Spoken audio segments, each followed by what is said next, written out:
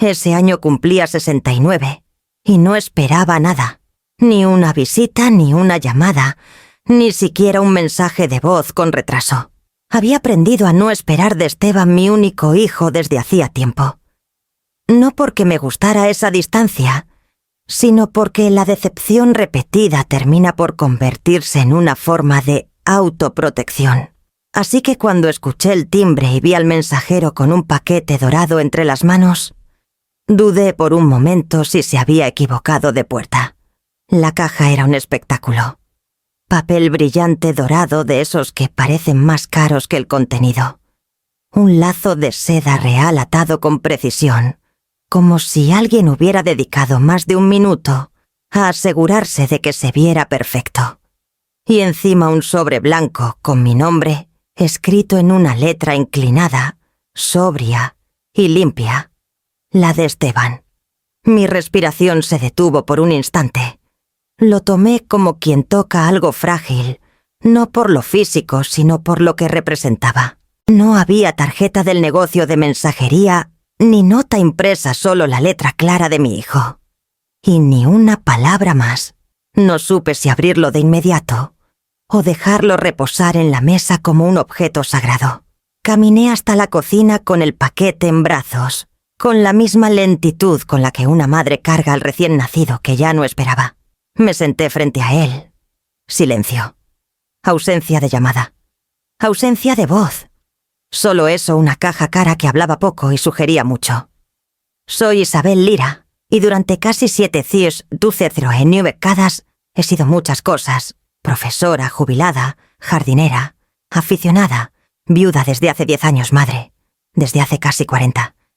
Pero en los últimos años, más que madre, me he sentido exmadre. Como si el título se me hubiera caducado sin previo aviso. La caja contenía una selección de chocolates artesanales de una marca que solo había visto detrás de vitrinas de centros comerciales de lujo. Jamás los había probado. No porque no pudiera, sino porque nunca los necesitaba. Pero Esteban sí sabía lo que representaban, algo exclusivo, llamativo, costoso. Era su forma de compensar lo que no decía. Oh, eso quise creer. Le tomé una foto con el móvil y le envié un mensaje breve. Gracias por el detalle. Están preciosos. No hubo respuesta. Horas después Valeria llegó con los niños. Ella con su suéter fino y cara de agotamiento, disfrazada de cortesía. Los pequeños llenos de energía corriendo hacia la cocina como si fuera su propio patio.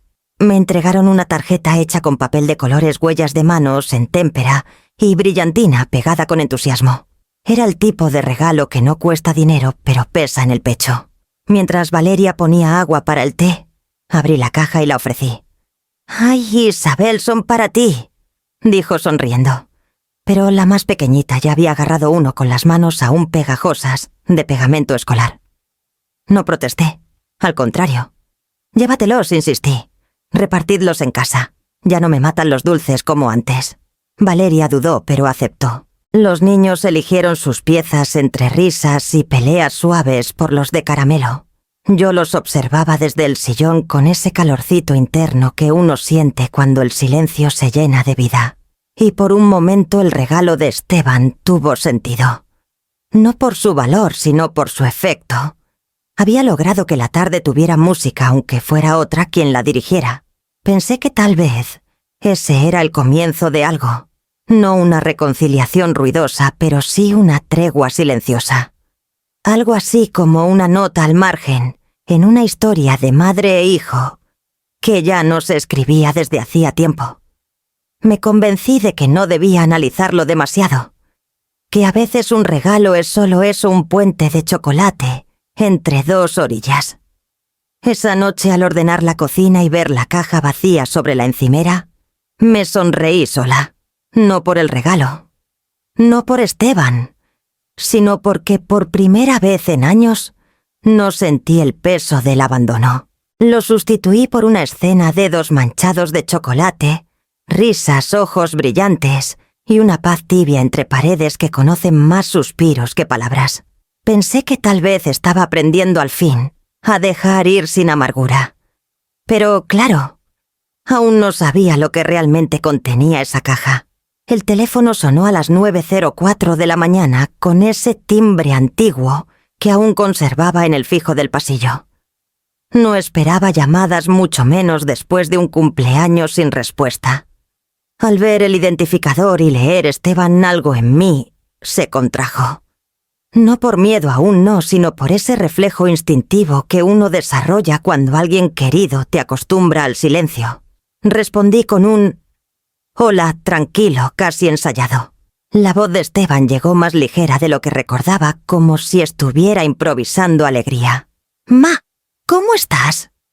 «¿Y qué tal los chocolates?» La pregunta flotó unos segundos antes de que yo respondiera. «Se los di a Valeria y a los niños», dije con tono neutro. Pensé que ellos los disfrutarían más. Hubo un silencio. No el silencio cortés de quien escucha, sino el hueco incómodo de quien no sabe cómo reaccionar. Después vino un suspiro brusco seco. «¿Se los diste a Valeria?», repitió como si no hubiera escuchado bien. «Claro. ¿Por qué otro silencio esta vez más largo?» Podía oír su respiración contenida y regular. Y entonces, sin suavidad ni broma, casi escupido. «¿Qué hiciste?» El tono me atravesó como un cuchillo sin afilar. Estaba molesto, pero no como quien pierde un regalo. Era algo más oscuro, más visceral. Íbase a responder, pero la llamada se cortó. Me quedé con el auricular en la mano escuchando el pitido agudo de la línea muerta, como si me hablara de algo que yo aún no quería ver. Me senté en la cocina con la tetera, aún chillando en el fuego. Apagué la estufa y tiré el agua, pero no me levanté. Las manos entrelazadas sobre la mesa, los ojos fijos en una mancha del mantel. La frase no dejaba de repetirse en mi mente. «¿Qué hiciste?» No sonaba esa confusión. Sonaba pánico. ¿Pánico por qué? Era una caja de chocolates. Intenté razonar. Tal vez se molestó porque pensaba que no valoré el regalo. Quizás quería dar una impresión especial. Pero no. No era eso. El tono no era de decepción, sino de alarma. Una alarma muda y tensa como la que precede a una tormenta. Y entonces, mi intuición esa que siempre dejé en segundo plano, por miedo a parecer desconfiada, empezó a susurrar. Volví a recordar cosas que había decidido ignorar. El silencio progresivo de Esteban durante años. Las visitas que se volvían más escasas y al mismo tiempo más interesadas.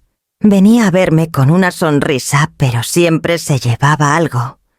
Libros electrodomésticos que no usaba, incluso un microondas que tenía guardado por si acaso. Yo me decía que era parte de ayudar, que era lo natural, que una madre no cuenta lo que da. También recordé cómo esquivaba preguntas sobre su empresa. Me hablaba de jardinería de clientes de contratos, pero nunca mostraba fotos. Nunca mencionaba nombres. Y cuando lo hacía cambiaba de tema si yo pedía detalles. Valeria, por su parte, siempre fue cortés. Incluso demasiado. De esas personas que sonríen con los labios, pero no con los ojos. Me decía que había criado a un hombre maravilloso. Que mi jardín siempre estaba precioso. Que era una suegra ejemplar. Pero detrás de cada cumplido había algo medido. Algo que no encajaba del todo. Y luego estaban los niños. Cuando venían a veces soltaban frases que me hacían fruncir el ceño. «Papá dice que no trabajas, abuela. Papá dice que en esta casa siempre hay comida gratis». Me reía como si fueran cosas de críos. Pero ahora todo se reorganizaba en mi mente como piezas de un rompecabezas que nunca me atrevía a armar. Me levanté y fui hasta el recibidor. Sobre la repisa aún estaba la caja dorada, ahora vacía, con una pequeña mancha de caramelo en una esquina. La miré largo rato. Ya no era símbolo de un gesto elegante. Ahora se parecía más a una trampa envuelta en papel brillante.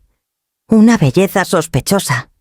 Una ofrenda envenenada, aunque aún no sabía si literalmente o solo en sentido figurado. Respiré hondo. No podía acusar sin pruebas. No debía entrar en paranoia. Pero sí necesitaba saber. Algo no encajaba. Y la voz de Esteban, ese grito contenido, ese «¿Qué hiciste?», no era una reacción de alguien decepcionado. Era el error de alguien que acababa de ver cómo su plan se torcía. ¿Qué clase de plan se tuerce por unos chocolates? ¿Qué clase de hijo se altera así por un regalo compartido? Me senté de nuevo esta vez con la espalda recta. Por primera vez en muchos años no me sentí culpable por dudar de él. No era una traición materna. Era instinto. Era supervivencia. A veces una madre no puede seguir protegiendo. A veces tiene que empezar a protegerse. Y esa mañana, sin saberlo, aún fue la primera vez que empecé a hacerlo. No fue de golpe. Nada lo fue. El alejamiento de Esteban se dio como el agua que gotea sin que te des cuenta hasta que el balde se llena. Primero fueron los silencios durante las llamadas. Luego las visitas que pasaron de semanales a mensuales y de mensuales a excusas. El trabajo, el tráfico, los niños enfermos. Siempre había una razón comprensible, razonable, incluso lógica. Yo quería creerle. Siempre quise. Después de la llamada helada me pasé la tarde caminando por la casa sin rumbo fijo. Me detenía frente a objetos y rincones con la sensación incómoda de haber sido testigo ciega de algo que no quise ver. En el salón la repisa donde antes estaban los libros de jardinería, que desaparecieron un verano, porque Esteban quería aprender más. En la cocina la cafetera que se llevó prestada porque Valeria la necesitaba para una reunión. Incluso mi vieja lámpara de pie, que según él, se vería preciosa en el estudio de los niños. Todos préstamos sin devolución. Todos gestos que interpreté como cariño, como confianza. Y ahora los veía como lo que eran extracciones. Lentas. Constantes. Me senté en mi pequeño estudio rodeada de plantas que colgaban como testigos mudos. Allí abrí una caja que tenía debajo del escritorio. Dentro papeles de todo tipo, recibos, cartas, fotos. Buscaba algo que no sabía nombrar. Tal vez una prueba de que lo que sospechaba era solo paranoia. O tal vez una señal de que tenía derecho a sentirme traicionada. Fue entonces cuando encontré la carpeta azul con el membrete de una gestoría. Recordé que la traje hace años cuando Esteban me pidió ayuda para formalizar su nuevo emprendimiento. Quería abrir una empresa de jardinería especializada en mantenimiento de áreas verdes para hoteles y residencias. Sonaba legítimo. Me mostró un presupuesto, un plan simple, pero con números que parecían sólidos. Me habló con entusiasmo, con los ojos brillando. Yo no entendía mucho de negocios, pero vi en su mirada una ilusión que me conmovió. Así que vacié una cuenta de ahorro que tenía guardada para un viaje pendiente a Oaxaca. 40.000 pesos. Se los di sin condición. Él prometió devolverlos con intereses. En el expediente aún estaba el acta de constitución. Leí los nombres. El representante legal no era Esteban, era Valeria. Todo estaba claro a su nombre. Empresa, cuenta bancaria, facturación. Él figuraba solo como asistente operativo. Me lo había dicho en su momento. Es solo por cuestiones de crédito. Ma, no te preocupes. Y yo no me preocupé. Me tragué la explicación como tantas otras. Cerré la carpeta con un nudo en el estómago. ¿Cuántas veces había elegido no ver? ¿Cuántas versiones me había contado Esteban que yo acepté porque prefería tener una versión a tener silencio? Recordé las navidades en que llegaba sin regalos, pero se llevaba viandas para comer al día siguiente. Recordé cómo en una ocasión uno de los niños dijo que su papá no tenía jefe, porque era jefe él solo, pero que trabajaba en casas con jardines y a veces con otras cosas. No le di importancia. Los niños inventan cosas. Así me lo repetía. Pero había más. Había días en los que Esteban parecía desconectado, como si no recordara detalles básicos de mi vida. Una vez me preguntó si todavía tenía perro. Nunca tuvimos. Otra vez me pidió la receta del estofado de lentejas de mi madre. Esa receta se perdió con ella hacía más de 20 años. Cuando lo confronté con ternura, solo rió. Me estaré volviendo loco. Y yo me reí con él sin saber que tal vez esa frase tenía otro sentido. La tensión empezó a crecer dentro de mí, como una raíz que se extiende por debajo del suelo, invisible pero persistente. Ya no podía separar los recuerdos de las dudas. Todo se mezclaba en un terreno movedizo de sospechas. Miré mi reflejo en la ventana, una mujer de casi 70, de rostro sereno, pero ojos más despiertos que en años. Siempre creí que ser madre implicaba confianza ciega, pero quizás no se trataba de eso. Tal vez ser madre también significaba saber cuándo dejar de ceder, saber cuándo protegerse. En la agenda vieja que usaba como diario escribí una frase sin pensarlo. Cuando todo parece lógico pero te sientes traicionada, escucha tu cuerpo. Cerré el cuaderno. Me levanté.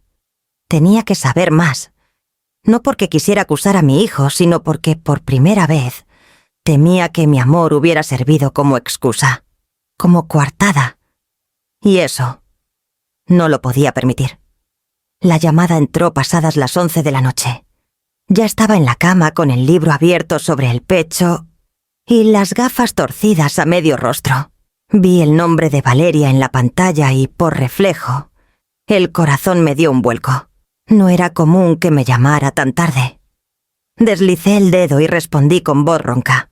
Valeria, su tono era agitado, casi sin aliento. Detrás escuché un murmullo confuso de voces, niños llorando, un timbre intermitente que no pude ubicar. Isabel, estoy en urgencias con los niños. No han parado de vomitar desde la tarde. Primero fue Sophie, luego los otros dos. No sé qué pasó. Pensé que era un virus, pero... no sé. La interrumpió el llanto de uno de los pequeños, y luego una voz autoritaria de enfermera, pidiéndole que guardara el teléfono. «Solo quería avisarte», murmuró antes de colgar. Me quedé sentada en la oscuridad con el aparato aún en la mano, la respiración detenida como si una parte de mí ya supiera lo que estaba por venir. Durante un minuto luché contra la idea. No quería pensar que aquello podía tener relación con los chocolates. Me dije que era una coincidencia, que los niños se enferman, que a veces los virus gastrointestinales aparecen de golpe. Pero la frase de Esteban, su grito por teléfono, volvió a mí como un eco espeso. «¿Qué hiciste?» Me levanté de la cama, encendí la lámpara y bajé a la cocina. La caja dorada aún estaba sobre la encimera con la tapa medio abierta como una boca entrecerrada. Quedaban 3 piezas intactas. Las observé con detenimiento. Tenían brillo, formas delicadas, un diseño artesanal casi perfecto. Pero ahora las miraba como si fueran insectos dormidos. Me puse guantes de cocina no porque supiera si eso servía de algo, sino por puro instinto. Y las envolví una por una en papel aluminio, como quien guarda algo radiactivo. Guardé el paquete dentro de una bolsa con cierre hermético y luego dentro de una lata de galletas vacía que tenía en el estante alto. Volví a mi habitación con el corazón retumbando en el pecho, más por la sospecha que por el miedo. No podía quedarme de brazos cruzados. Necesitaba ayuda. Pensé en Carmen. Carmen y yo compartimos años en el grupo de huertos urbanos de Coyoacán. Ella había sido enfermera pediátrica durante más de 20 años en una clínica privada y se había jubilado hace poco. Vivía a solo 3 cuadras, y si algo sabía de ella, era que no temía enfrentarse a lo incómodo. La llamé temprano al día siguiente. No le conté todo, solo lo esencial, que había un alimento que podía haber enfermado a los niños, que necesitaba que alguien confiable lo revisara, que no quería alarmar sin razón. Carmen no hizo preguntas. Solo dijo: «Tráemelo». Yo lo muevo. Me vestí sin desayunar, metí la lata de galletas en una bolsa de tela y caminé hasta su casa. El aire estaba espeso, húmedo, como si el clima también supiera que algo no estaba bien.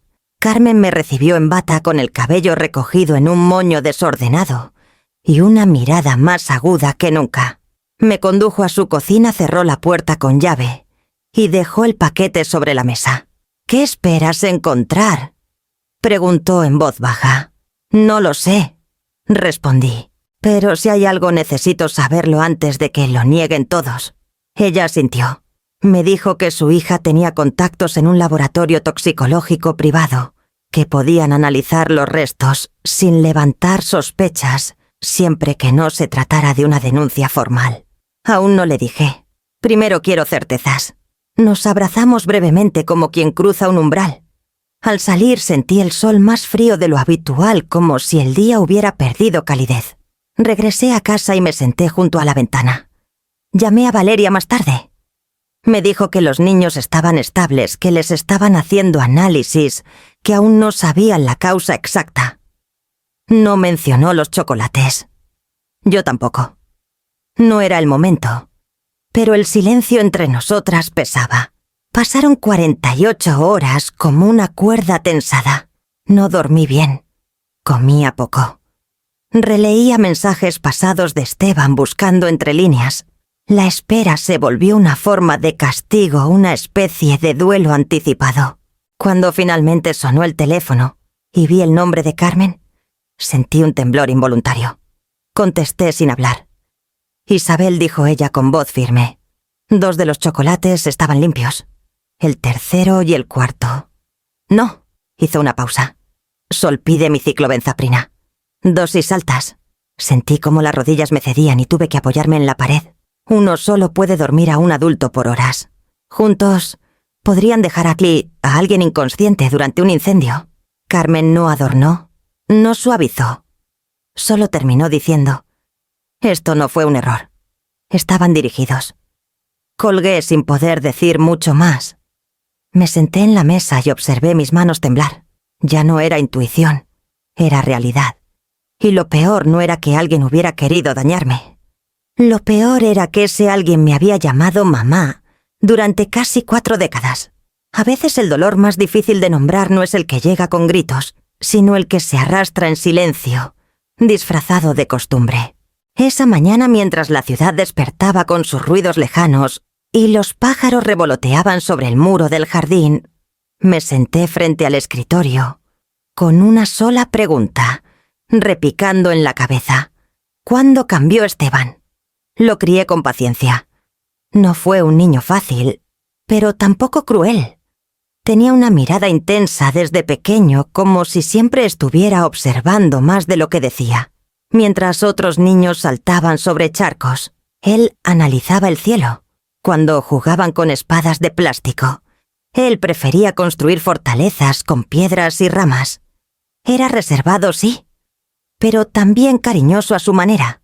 Se acurrucaba junto a mí durante las tormentas, me buscaba cuando le dolía el estómago. Me regalaba dibujos mal hechos con frases como: «Eres la mejor mamá del mundo» en letras torcidas. Después de que su padre murió, se volvió más hermético. Tenía 17. Yo creí que era parte del duelo. No lloró en el funeral, ni en casa. Solo me dijo: «Ahora soy el hombre de la familia», y no volvió a mencionarlo. Desde entonces, fue marcando distancia. Primero física, luego emocional. Pero incluso así nunca dejé de creer que en algún rincón seguía estando ese niño de voz temblorosa que me decía que me quería más que al cielo. Abrí el archivador metálico del fondo del armario. Uno que no tocaba desde hacía años. Dentro estaban carpetas de distintos colores marcadas con etiquetas antiguas, impuestos, cuentas del banco, seguros. Recuerdos de la escuela. Saqué una que decía simplemente: Esteban. Estaba polvorienta. Al abrirla me invadió ese olor a papel viejo que siempre me recuerda que la memoria también se puede guardar por escrito. Dentro encontré facturas impresas de hace más de una década, una solicitud de préstamo rechazada y lo que parecía un plan de negocios escrito a mano. Lo reconocí al instante, era el primer borrador del proyecto de jardinería que me presentó cuando me pidió dinero.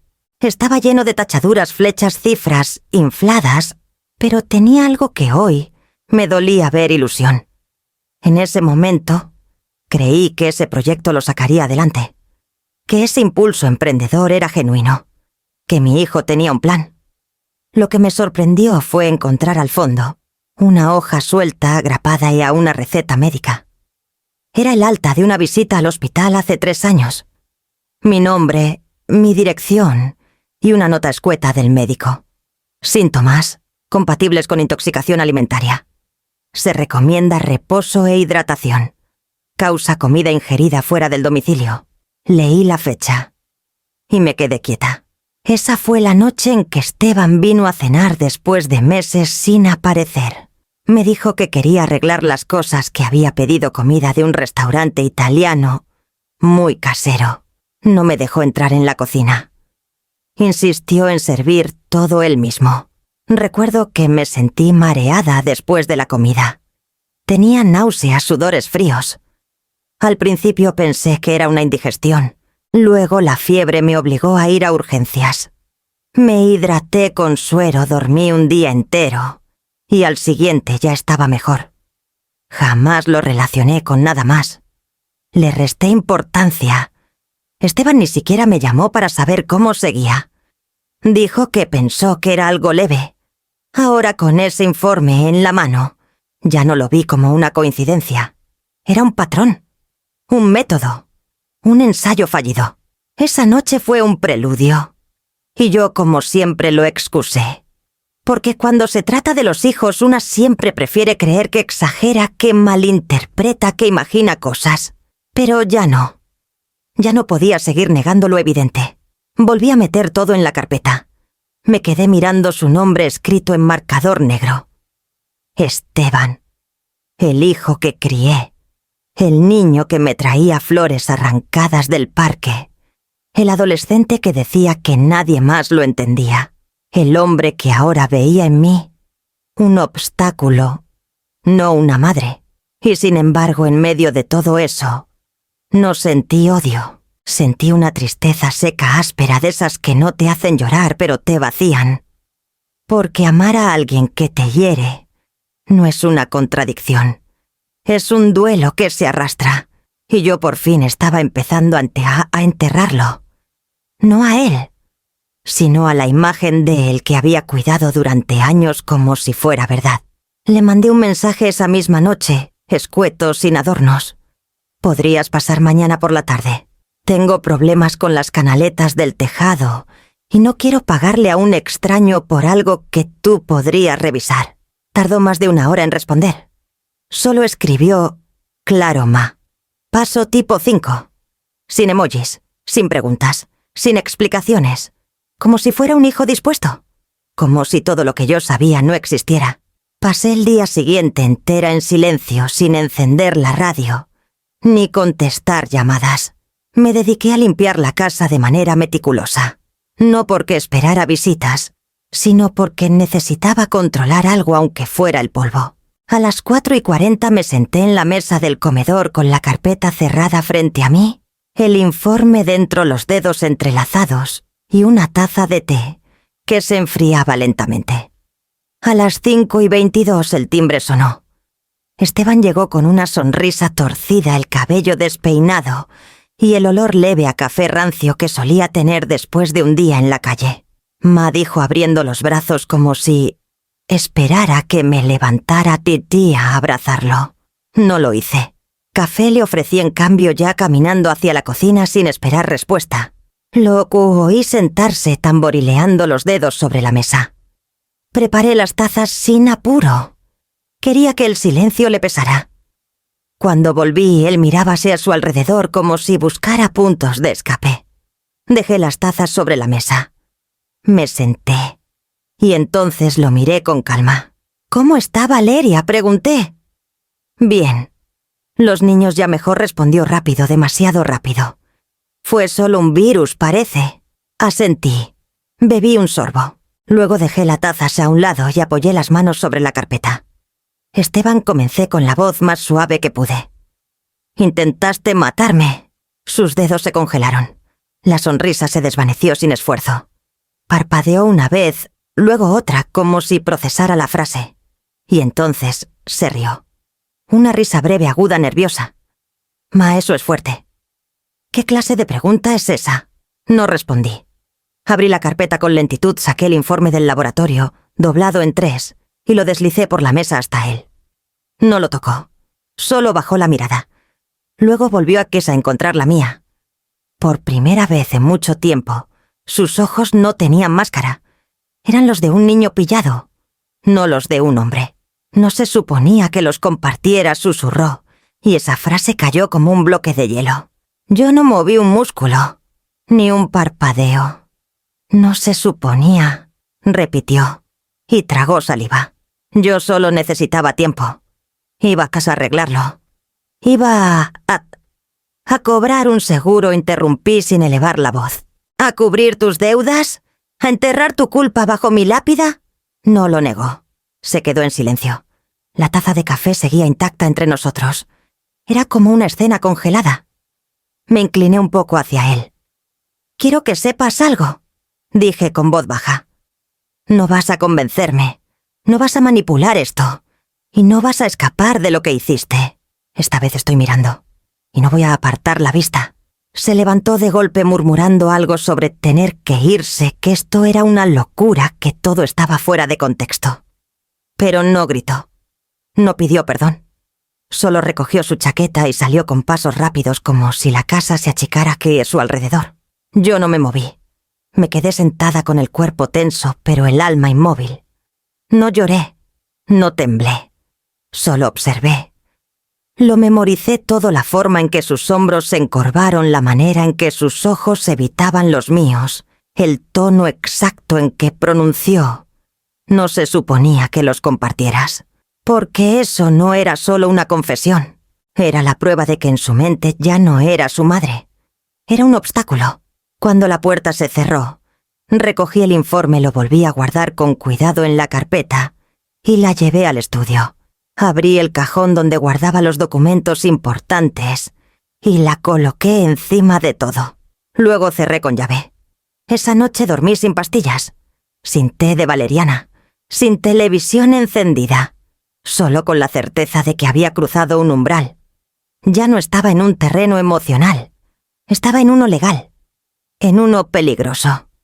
Pero también estaba despierta, por primera vez en años. Porque el hijo que crié ya no existía. Y lo que quedaba debía ser enfrentado con los ojos abiertos. Llamé a Beatriz 2 días después, mientras aún tenía fresca en el pecho la frase de Esteban. No se suponía que los compartieras. Palabras que no solo me habían helado el cuerpo, sino también ordenado la urgencia de los pasos que venían. Beatriz Salazar había sido mi vecina por casi 20 años. Abogada de familia firme, de esas mujeres que no levantan la voz, pero cuando hablan, nadie se atreve así a interrumpirlas. Nos habíamos distanciado con el tiempo más por ritmo de vida que por falta de afecto. Pero yo sabía que si alguna vez necesitaba a alguien que mirara entre líneas y leyera lo que otros ocultan, era ella. ¿Te acuerdas de mí, Bea?, dije apenas respondió al teléfono.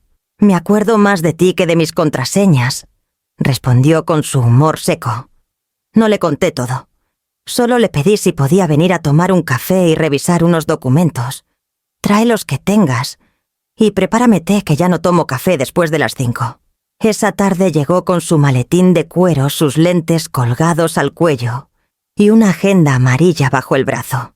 Se sentó en mi mesa con naturalidad, como si no hubieran pasado los años. Le serví el té en una taza con borde agrietado y sin adornos le conté lo básico. «Creo que Esteban está preparando algo legal. Necesito que veas si estoy exagerando o si ya es tarde». No se inmutó. Solo extendió la mano hacia la carpeta que dejé frente a ella. Empezó a revisar con la concentración meticulosa que recordaba. Pasó hoja tras hoja murmurando de vez en cuando, subrayando fechas. Al llegar al informe del laboratorio alzó una ceja. «Esto ya no es intuición». Isa dijo en voz baja. «Esto es prueba. Y bastante seria». Continuó. Cuando terminó con los papeles, sacó su móvil y empezó a buscar en un sistema que por discreción nunca me explicó cómo funcionaba. Tecleó mi nombre completo. Me miró un instante. «¿Has firmado alguna póliza de seguro en los últimos 5 años?» Negué con la cabeza. «Entonces tenemos un problema», murmuró. Giró la pantalla hacia mí. Ahí estaba una póliza activa a mi nombre, contratada hacía casi 2 años. Compañía privada. Monto elevado. Beneficiario único, Esteban Lira. Me sentí flotar. ¿Cómo es posible? Alguien falsificó tu firma. Y si usó un diagnóstico falso para justificarlo, tiene que haber más. Abrió la agenda amarilla, anotó varios datos y sacó una carpeta vacía. Vamos a buscar cualquier intento de restricción legal sobre ti. Peticiones de incapacidad. Poderes notariales. Quiero ver si ha movido algo en juzgado sin que lo sepas. Tardó 3 días. El cuarto volvió con otra carpeta, esta vez más gruesa. Isa dijo al entrar sin rodeos: esto no era una idea loca. Esto era un plan. Se sentó, abrió la carpeta y me mostró una copia de una solicitud de tutela legal. No estaba presentada, pero sí redactada. Un asistente legal había sido pagado en efectivo por asesoría privada. En el documento se argumentaba que yo sufría episodios de confusión, olvidos frecuentes, deterioro cognitivo. Incluso había una nota médica firmada por un doctor inexistente. Intentó establecer la narrativa, dijo Beatriz golpeando el papel suavemente. Quería que parecieras una anciana desorientada. Que alguien dijera: claro, Isabel estaba perdiendo la cabeza. Se olvidaba de todo. Así si algo te pasaba nadie sospecharía. Solo se cumpliría lo previsto. Me quedé en silencio largo rato. El té se enfrió. Las hortensias del jardín temblaban con el viento. ¿Qué hacemos?, logré preguntar. Beatriz suspiró. Lo primero, proteger lo que queda. Lo segundo, reunir cada documento que confirme que estás lúcida, activa, presente. Lo tercero, prepararnos para actuar. Pero con estrategia. Asentí. No porque estuviera lista, sino porque ya no había espacio para el miedo. Esteban no solo me había querido silenciar con chocolates, también estaba escribiendo con cuidado mi desaparición legal. Y yo, sin saberlo, había estado a centímetros de desaparecer, sin dejar rastro. Gracias, Bea, susurré al acompañarla hasta la puerta. No me las des todavía, respondió. Aún no te salvo. Solo estoy ayudándote a pelear. Y con eso supe que no estaba sola. Por primera vez en semanas, sentí algo parecido a fuerza. La historia ya no era solo mía. Ahora también tenía testigos. Y pronto tendría consecuencias. La llamé una mañana temprano antes de que pudiera enredarse en excusas o compromisos. Mi voz sonó más firme de lo que esperaba, como si algo dentro de mí ya hubiera tomado la decisión sin consultarme. Valeria, puedes venir esta tarde sola. Sin los niños. Solo tú y yo. Hubo una pausa, al otro lado un pequeño titubeo apenas perceptible. Claro. Isabel respondió. ¿Está todo bien? Eso lo veremos. Dije y colgué antes de añadir algo que pudiera suavizar lo que debía decirse. Preparé la casa como quien se dispone a abrir una herida sin anestesia. Guardé documentos, despejé la mesa, preparé té de manzanilla por costumbre, aunque sabía que nadie lo bebería. A las 5 en punto, escuché el timbre. Ella estaba ahí con su suéter azul claro, el rostro lavado, el cabello recogido de forma descuidada. Había algo en sus ojos, un cansancio distinto, más resignado que físico, que me hizo saber que ya intuía por qué estaba allí. Entró sin decir mucho. Caminó hacia la cocina como tantas veces, pero esta vez no comentamos sobre los niños, ni el clima, ni su trabajo. Nos sentamos en la mesa de madera donde se habían dado las conversaciones más dolorosas y las más inútiles. Esta era otra. La miré sin rodeos. Valeria, necesito preguntarte algo, pero quiero que respondas, no como esposa de Esteban, sino como madre. Ella tragó saliva, bajó la mirada y asintió lentamente. ¿Sabías del seguro? ¿De lo que había en esos chocolates? Sus ojos se alzaron de golpe vidriosos, como si algo en su pecho se hubiese roto en ese instante. No contestó enseguida. Se llevó una mano a la boca y por un momento pensé que iban a mentirme, pero no. Sus hombros se hundieron y las lágrimas comenzaron a reunirse en la línea de sus pestañas. No sabía todo, Isabel. Te juro que no. Pero sí sospechaba. Él hablaba de la casa como si ya fuera suya. Decía que no la necesitarías por mucho tiempo, que tu memoria ya no era la misma. Dijo que estabas olvidando cosas que habías sido diagnosticada. Lo repitió tantas veces que empecé a creerle. ¿Diagnosticada?, pregunté sin alterar la voz. Ella asintió. Él tenía una carpeta en su oficina. Decía que eran tus exámenes médicos. Nunca la vi completa, pero una vez se cayó un papel. Parecía una nota médica. Cuando le pregunté, me dijo que era mejor no mostrarte todo para no asustarte. Su voz se quebró. Pensé que solo quería adelantarse, tener control. Creí que era exagerado, sí, pero no que te haría daño. No supe lo de los chocolates hasta después. Lo juro. La observé un instante. Temblaba. Pero no era miedo por sí misma. Era miedo por sus hijos. Y por todo lo que en el fondo ya sabía. Valeria, dije con lentitud. Ahora tienes una elección. Puedes ayudarme a sacar la verdad, o puedes caer con él. Ella no contestó. Su mirada bajó a sus propias manos que se apretaban una contra la otra con fuerza. Yo no puedo protegerlo más, murmuró. Ya no. No después de esto. Me levanté sin prisa y fui hasta el aparador. Saqué una pequeña grabadora, una de esas que Beatriz me había prestado para documentar cualquier cosa fuera de lugar. La coloqué sobre la mesa entre nosotras. No tienes que inventar nada. Solo graba lo que ya sabes. ¿Cómo hablaba? ¿Qué decía? ¿Qué planes mencionó? Con tus palabras. Con tu verdad.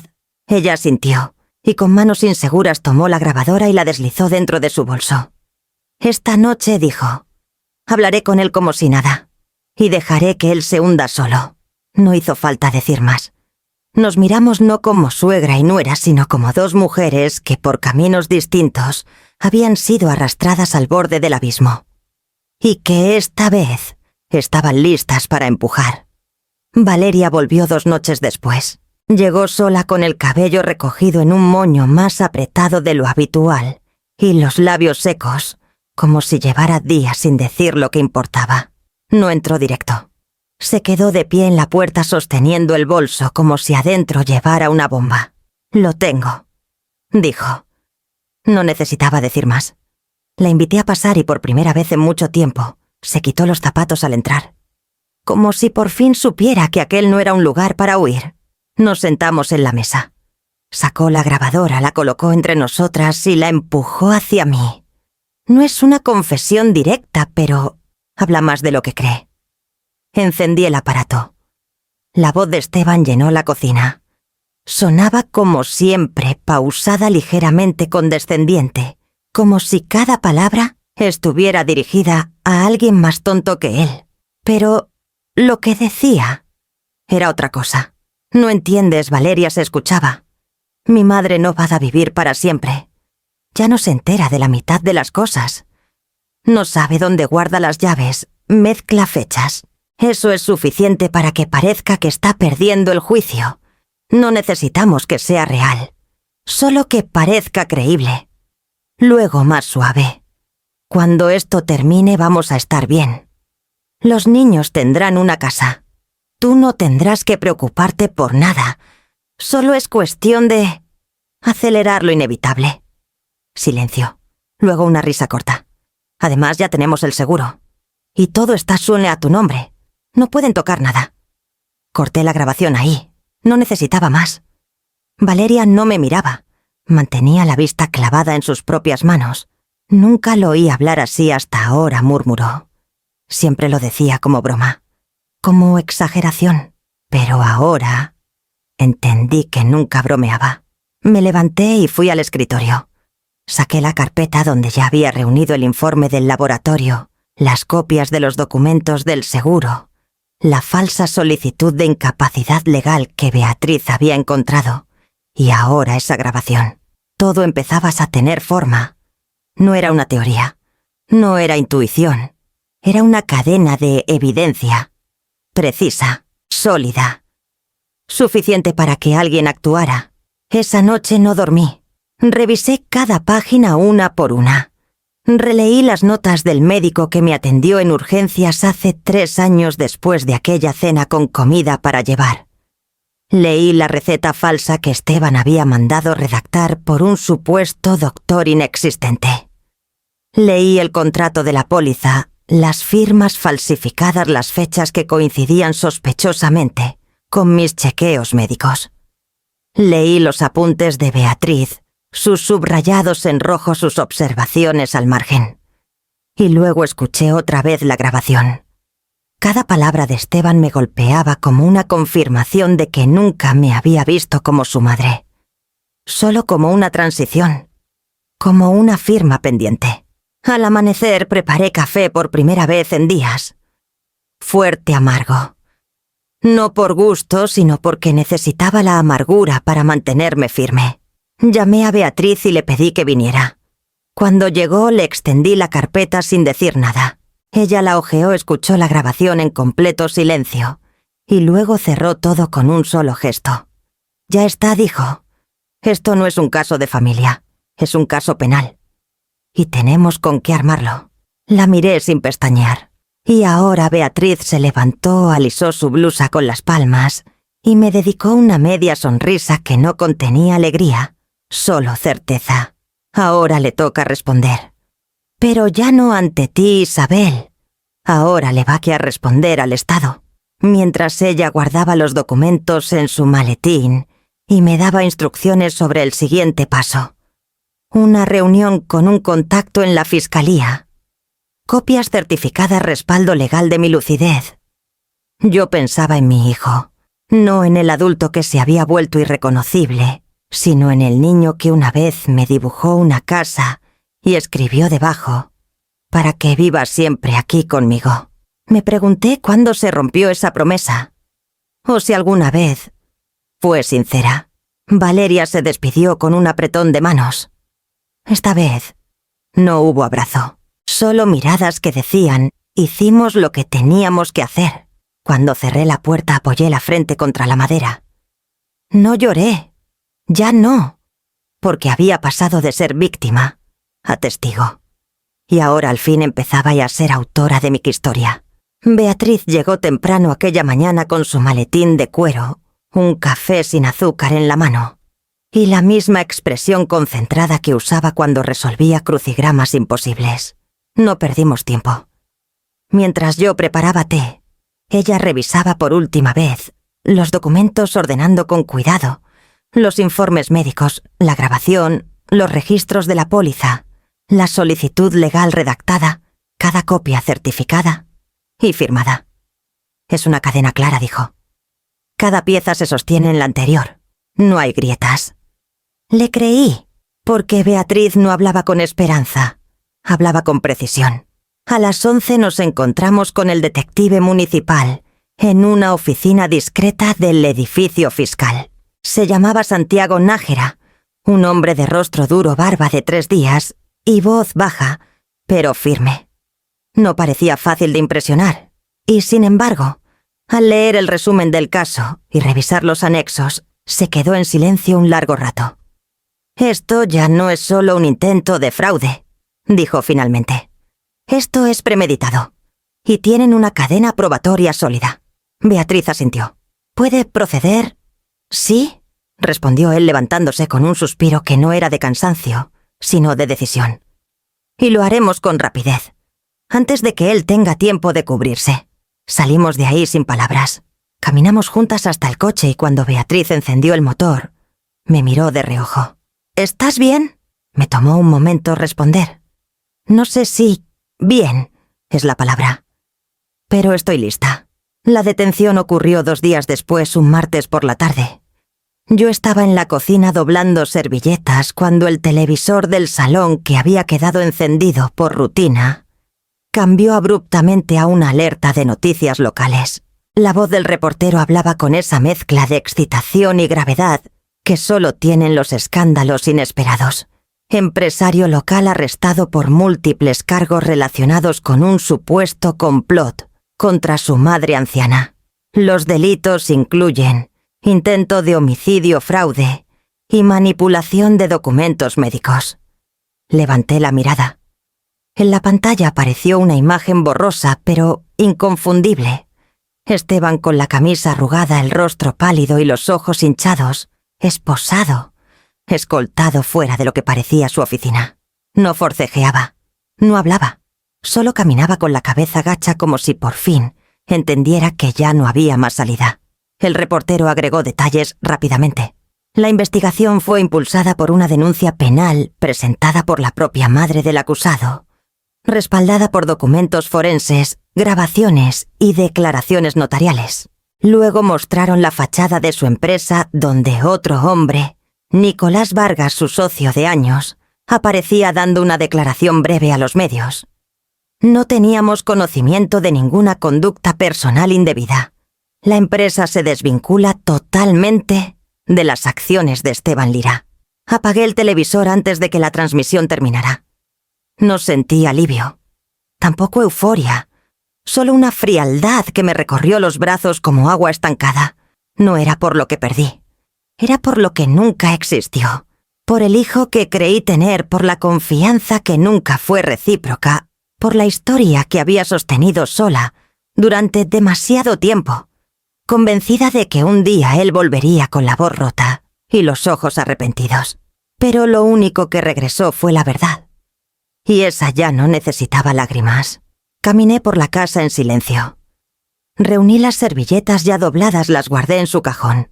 Fui al escritorio y revisé por última vez los documentos originales. Ya no eran herramientas. Eran memoria. Pruebas vivas de que lo que sentí durante años, el vacío, la duda, la sospecha callada, no había sido locura. Solo era verdad sin forma. Y ahora tenía forma. Tenía nombre. Tenía expediente. Cuando anocheció encendí una sola lámpara. Me senté con una taza de té tibio entre las manos. Por primera vez en mucho tiempo no pensé en Esteban como mi hijo. Pensé en él como una historia concluida. Y eso, aunque no me hiciera feliz, me devolvió algo que creí perdido el control sobre mi vida. Sobre mi voz, sobre mi final. La mañana después de la detención de Esteban, desperté con el cuerpo aún como si algo dentro de mí se hubiera reacomodado en silencio durante la noche. No era paz, pero sí una pausa. Un margen de respiración. Me levanté sin apuro, preparé café y regué las plantas con movimientos lentos, casi ceremoniales. El jardín parecía idéntico al de siempre, pero yo ya no era la misma mujer que lo miraba desde la ventana. Esa Isabel ya no estaba. La que quedaba ahora era otra, la que sobrevivió al hijo que intentó borrarla. Y sabía que había algo que aún tenía pendiente. Un cierre simbólico. Un acto que no pedía ruido, pero sí firmeza. Así que llamé a Beatriz. ¿Estás lista?, preguntó al otro lado del teléfono. No se trata de estar lista, le respondí. Se trata de no dejarlo abierto. Nos vimos esa misma tarde en su estudio. Una habitación luminosa con estantes cubiertos de carpetas, plantas en macetas de barro y una mesa firme de madera clara. Me ofreció asiento, puso sus gafas y comenzó a redactar con una lentitud que no era indecisión, sino respeto. Le dicté sin titubeo renuncia total a favor de Esteban Lira por motivos éticos. Y en su lugar establecí como beneficiaria única a la Fundación Esperanza de Morelos, un nombre que elegí esa mañana mientras barría el porche. No por él, por mí. Por las mujeres que como yo habían sido vistas como desechables. Por los adultos mayores que se convertían en estorbos a los ojos de quienes más deberían cuidarlos. ¿Y cuál será el destino de los fondos?, preguntó Beatriz mientras tipeaba. Apoyo legal gratuito para adultos mayores víctimas de abuso familiar. Refugios para mujeres mayores expulsadas de sus hogares. Programas de salud emocional. Y un huerto comunitario, agregué. Porque aún creo en la tierra, en sembrar. Aunque no siempre coseches de quien sembraste. Beatriz levantó la vista. No dijo nada. Solo asintió. Revisamos el documento una última vez. Estaba limpio. Preciso. Irrefutable. Lo firmé con mano firme sin vacilaciones. Al final Beatriz me ofreció un espacio para añadir algo personal. Una línea. Un mensaje. Dudé por unos segundos. Luego escribí con mi caligrafía clara y recta sin tachones ni adornos. A mi hijo que pensó que podía robarme la vida, heredará solo el silencio que una vez llené de amor. Dejé la pluma sin, a un lado. Beatriz cerró la carpeta, la selló y la colocó en su estante junto a otros casos, ya resueltos, otros cierres. Pero este no era uno más. Este era mío. Mientras nos despedíamos me abrazó sin previo aviso. No era un gesto habitual en ella. Lo recibí con gratitud y sin palabras. Esa noche al volver a casa encendí una sola luz en la sala. Me senté con una taza de té caliente en el regazo, mirando la foto enmarcada que aún conservaba en la repisa Esteban, con 5 años, sin un diente frontal, levantando una corona de papel que hicimos juntas para uno de sus cumpleaños. La tomé entre las manos. No sentí odio, tampoco ternura. Solo un reconocimiento: ese niño ya no estaba. Lo guardé con cuidado en una caja de cartón, donde también puse copias de mis diarios, algunas cartas viejas y una lista de las mujeres que habían pasado por mi vida y que de una forma u otra me habían enseñado a resistir. El Nuevo Testamento no era solo un acto legal, era una reescritura simbólica de todo lo que me habían hecho creer que debía dejar a otros. Por primera vez decidí dejar algo a mí misma, y a quienes sin conocerme un día leerían mi nombre en un sobre en una sala de espera y sabrían que otra mujer también se negó a desaparecer en silencio. Una semana después de la firma del Nuevo Testamento, Valeria volvió a tocar mi puerta. Esta vez no con ojos huidizos ni palabras corteses, sino con una expresión distinta, como si algo se hubiera sentado por dentro. Venía sola. No traía tuppers ni dibujos de los niños, solo su bolso cruzado al pecho y una carpeta azul gastada bajo el brazo. «Ya encontré departamento», dijo apenas la invité a pasar. «No es gran cosa, pero es nuestro». La miré y en su voz no había vergüenza. Había algo mejor: dignidad. Nos sentamos en la cocina y esta vez sí aceptó el té. Me mostró unas fotos desde su móvil. Un piso pequeño en la colonia. Narvarte, paredes blancas aún sin adornos. Una estufa de 2 quemadores. Una ventana modesta por donde entraba una luz tímida pero limpia. «Es poco, lo sé», dijo, «pero no tengo que pedirle permiso a nadie para colgar una toalla». Sonreí, porque entendí lo que eso significaba. Libertad no es un lujo.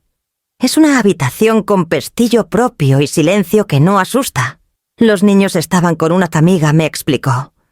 En unos días empezarían la escuela en otra zona. Cambio de uniforme de trayectos de vecinos, pero también de narrativa. No más casa prestada. No más promesas que pesaban. «Gracias, Isabel», dijo de pronto bajando la voz, por haberme abierto los ojos y por no gritarme cuando llegué tarde. No supe qué responder. Me limité a acercarme y tomar su mano sobre la mesa. No fue un gesto forzado. Fue humano. Estuvimos un rato así en silencio. Luego, sin anuncio, se levantó y me abrazó. No ese abrazo rígido de compromiso, sino uno real, apretado, de esos que no esconden intenciones. Yo, que siempre había mantenido una distancia prudente con ella, por miedo, por decepción, por no saber si era cómplice o víctima, me permití corresponder. Y en ese gesto encontré algo que creí haber perdido por completo alivio. Cuando se fue con pasos ligeros pero seguros, me quedé mirando la puerta cerrada. Por primera vez en meses no me sentí sola. Sentí que algo, aunque fuera pequeño, se había salvado. Que el naufragio de los últimos años no había sido total. Que una parte del barco, aunque herida, aún flotaba. Esa noche preparé cena solo para mí. Una sopa sencilla con pan tostado y un vaso de vino. Puse música de fondo, una guitarra suave que llenaba los huecos de la casa sin invadir. Pensé en los niños en su nueva escuela, en los fines de semana sin visitas impuestas. Pensé en Valeria colgando cortinas, doblando ropa, recibiendo sol desde su ventana. Y pensé que tal vez esa era la justicia que sí importaba. La que no se firma en tribunales ni se grita en titulares, sino la que empieza en lo íntimo, en poder elegir, en saber decir basta. Subí a mi cuarto más tarde con el cuerpo cansado pero sereno. En mi mesa de noche el cuaderno donde escribo cada tanto me esperaba abierto. Tomé la pluma y anoté solo una línea. No lo salvé a él, pero salvé algo de ella. Y eso basta. Cerré el cuaderno, apagué la luz y por primera vez en mucho, mucho tiempo, dormí de un tirón. Esa mañana abrí las ventanas con intención. No para ventilar la casa, sino para dejar salir algo más antiguo, el eco de años vividos entre suspiros tragados, frases incompletas y rutinas silenciosas. El aire entró suave sin levantar papeles ni mover cortinas, pero suficiente para recordarme que ese lugar, mi casa, mi refugio, mi jaula también merecía un cierre digno. Fui cuarto por cuarto sin prisa, ordenando estantes, doblando mantas, devolviendo tazas a su sitio. No era limpieza, era despedida. Cada objeto me hablaba bajito como si supiera que su tiempo conmigo se acababa. En la habitación de costura apilé las lanas que nunca usaré, los retales que ya no cortaré. En la cocina guardé los frascos de especias, alineados, por orden de recuerdo no de uso. Y cuando llegué al estudio, abrí el primer cajón y saqué los diarios. 27 cuadernos en total. Portadas distintas, tinta desvanecida, hojas con bordes gastados.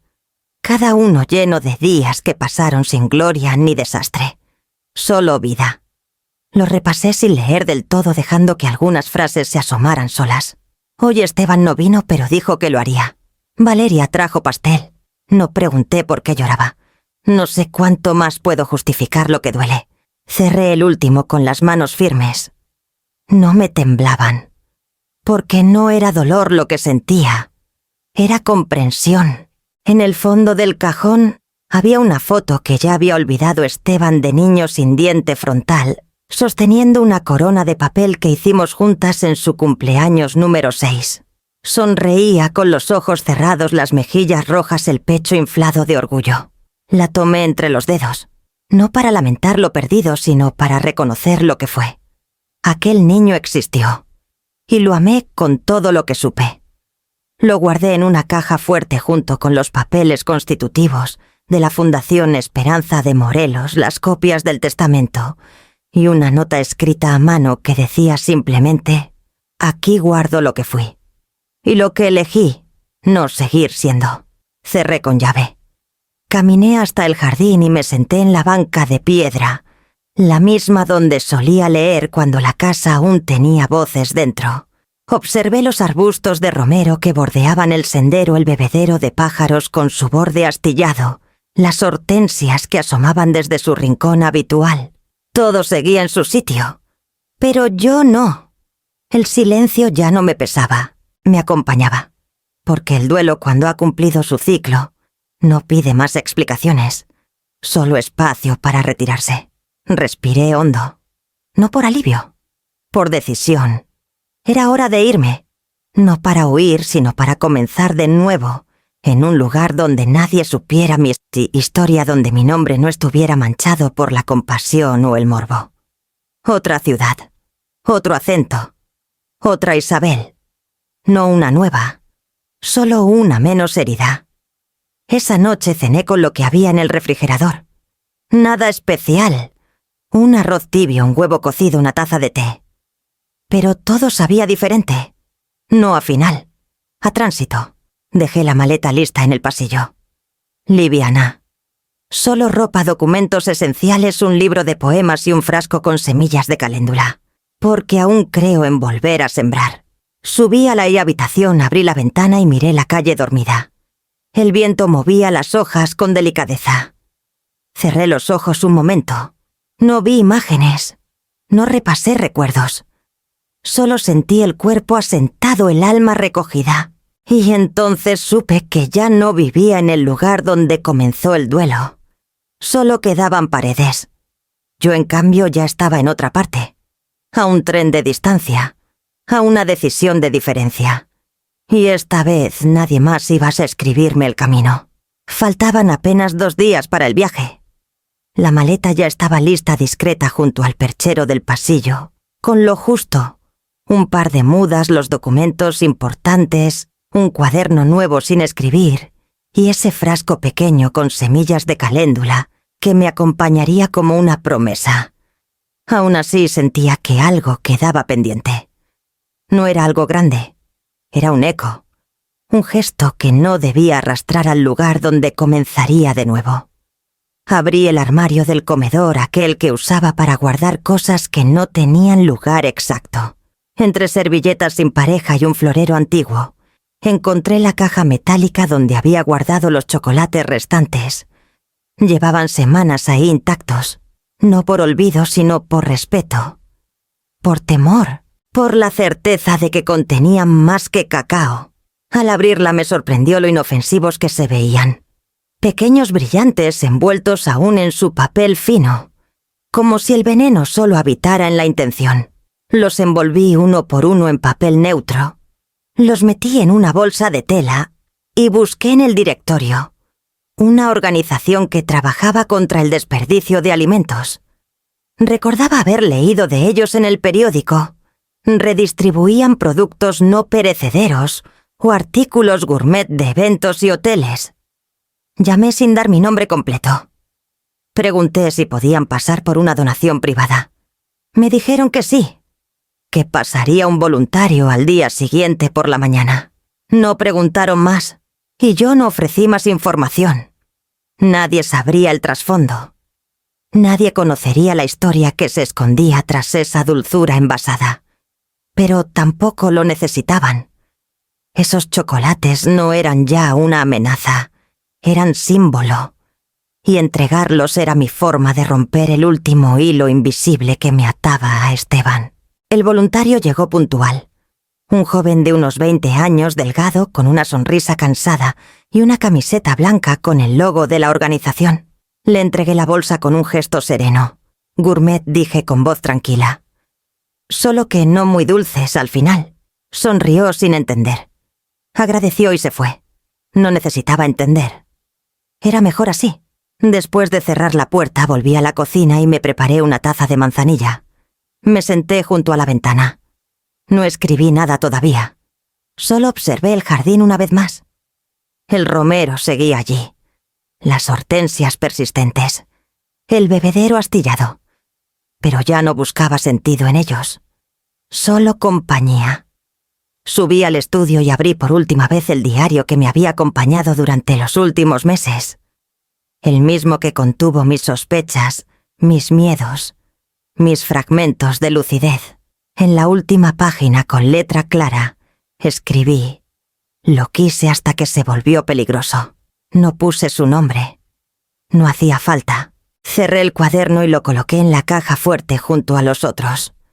No para guardarlo como secreto, sino para dejarlo atrás con dignidad. Esa noche dormí bien. No soñé. No desperté sobresaltada. No sentí el peso de lo pendiente. Al día siguiente, antes del amanecer, me vestí con ropa cómoda, revisé que los documentos estuvieran en orden y arrastré la maleta allí hasta la puerta. El taxi llegó puntual. No miré hacia atrás al cerrar la casa. Ya la había despedido. Y mientras el coche avanzaba por calles aún dormidas con farolas encendidas y ventanas apagadas, supe que no llevaba nada que no me perteneciera. Solo mi nombre. Y la voluntad de volver a ser yo. Sin culpa, sin miedo, sin adornos. Solo Isabel, la que eligió salir antes de que la dejaran encerrada en una historia que no escribió. La estación estaba casi vacía cuando llegué. Solo el murmullo de maletas rodando sobre losetas y el crujido de un café abriéndose a medio gas. El reloj marcaba las 6:04. El tren saldría a las 6:20. Puntual. Cómo me gustaba que fueran las cosas, sin adornos, sin demoras innecesarias. Llevaba solo una maleta pequeña y mi bolso cruzado. Nada más. Ni collares, ni retratos, ni promesas que no se cumplieron. Solo lo necesario: los documentos, mis diarios, el viejo y el nuevo, y un sobre acolchado con semillas de caléndula, lavanda y ruda. Flores que no necesitan permiso para volver a crecer. Subí al vagón 3. Ventana al lado derecho. Me gustaba ver cómo el sol iba borrando la niebla de los campos. Ese momento en que el mundo no es aún del todo claro pero uno ya sabe hacia dónde se dirige. Me acomodé en el asiento. Guardé la maleta sobre mi cabeza. Saqué una manta ligera, una libreta en blanco y una pluma. No me despedí de nadie. No porque no hubiera quien me quisiera, sino porque la partida no necesitaba testigos.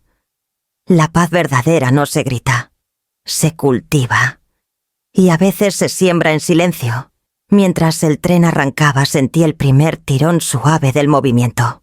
Dejábamos atrás la estación, la ciudad, las calles que conocía de memoria.